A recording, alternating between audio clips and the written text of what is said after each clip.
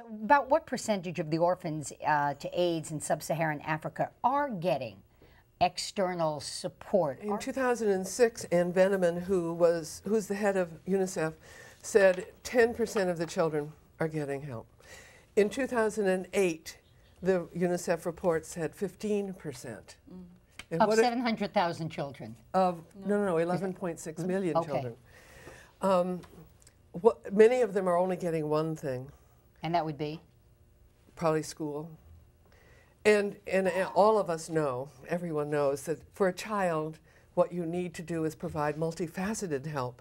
It's not enough to just give somebody a health card. They need to be educated and fed and have some fun and have solace. So it's very limited. A great deal more attention needs to be paid to these children who are in great need. Solace is an interesting word. Yes.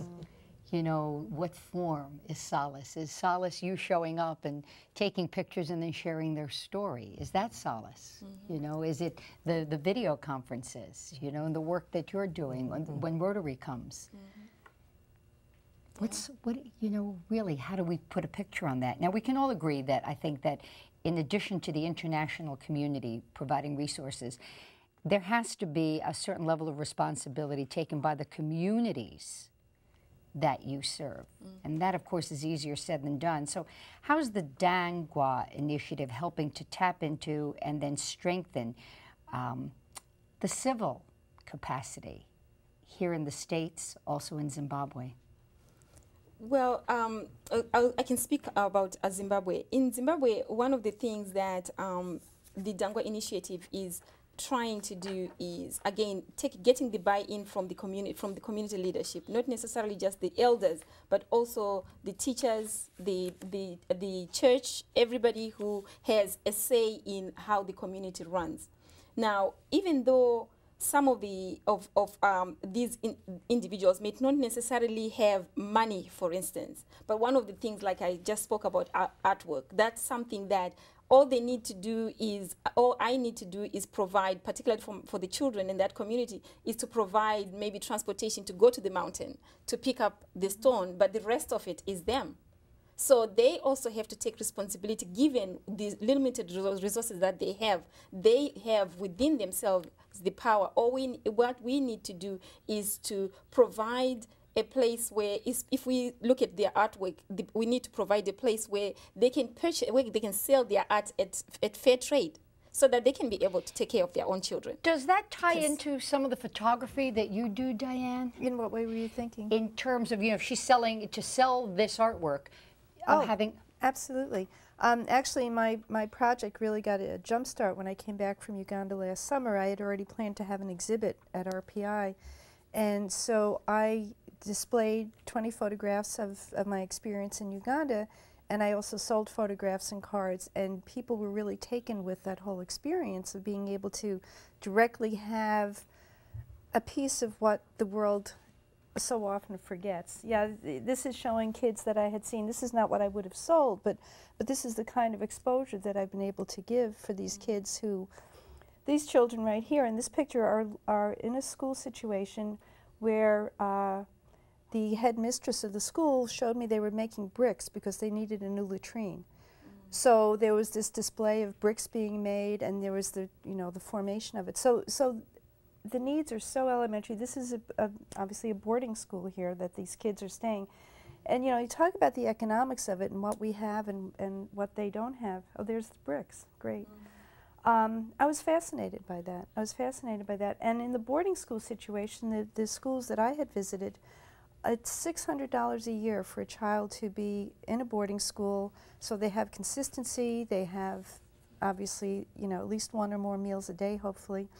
That $600 buys their bed, buys their uniforms, buys their books, and it's $50 a month for somebody from here. I wonder, Dr. Jones, on the educational level, the role, the sort of the pulpit you have in that arena, are students listening? Are you able to imbue them with this spirit of helping others in this battle, this specific battle?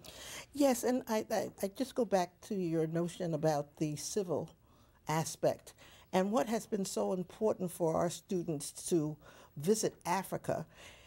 In 2000, the National Summit on Africa pointed out that most Americans, the general public, sees Africa from a very negative perspective, okay? And so for our students to be able to go and to see and to bring back the information that is not just negative. So many people think you get off the airplane and you walk into an HIV-fested community, which is not true.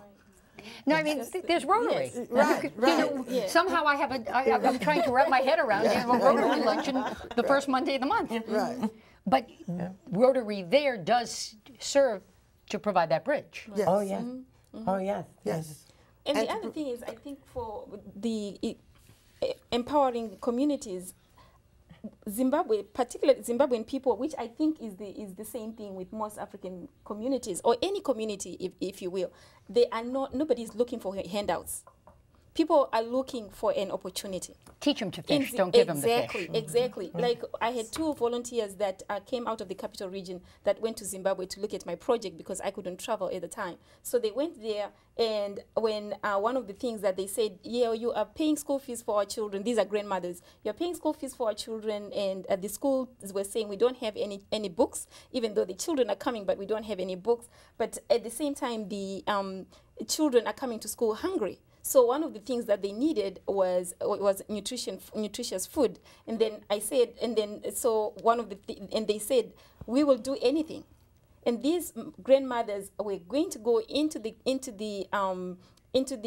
field to find anything that they can get to come in and establish a nutritious program at the school. Teresa, we've got 2 minutes. I don't want to end without you being able to talk briefly about the campaign that you've launched to end the myth you talked about. The 2 goals of the campaign, Virgins Do Not Cure AIDS, is basically again surrounded the myth where individuals, men particularly, who are HIV positive, believe that if they have sex with a virgin, they get cured. The 2 goals are basically to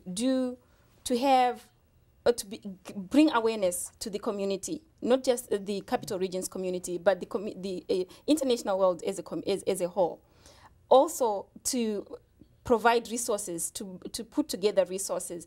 I am going out on a limb here and asking to raise $1.3 million. $1.3 million being 1.3 being a number that represents AIDS orphans who are in Zimbabwe right now. And at the same time, I am not asking you to give me anything more than $5. I'm going to take a book out of Mr. Obama's campaign and ask for $5. We need to raise $1.3 million as soon as possible. I understand that people are hurting with the economic crisis as it is worldwide. However, I think we can give up a latte. We can give up a pack of cigarettes. We can give us something. You can sacrifice something to be able to send a child to school. Before we go, though, I want to thank all of the panel members for sharing their programs, their expertise, and clearly sharing their hearts with us at this roundtable. I also want to thank our studio audience and all of you for taking part in watching. For more information on how you can become involved in any of the programs discussed today, please visit the website on your screen or send an email to the listed address. And thanks to the efforts of advocates, donors, governments, and aid organizations, there is reason for hope in the fight against HIV and AIDS. New cases have declined from 2.2 million new cases in 2001 in sub-Saharan Africa to 1.7, as we've talked about this year. And access to drug treatment is steadily expanding. The world is slowly making progress. However, there are still millions of children who've been orphaned by AIDS, and they need help. The World AIDS Orphans Day is a great first step. I'm Benita Zahn. Enjoy the rest of your day.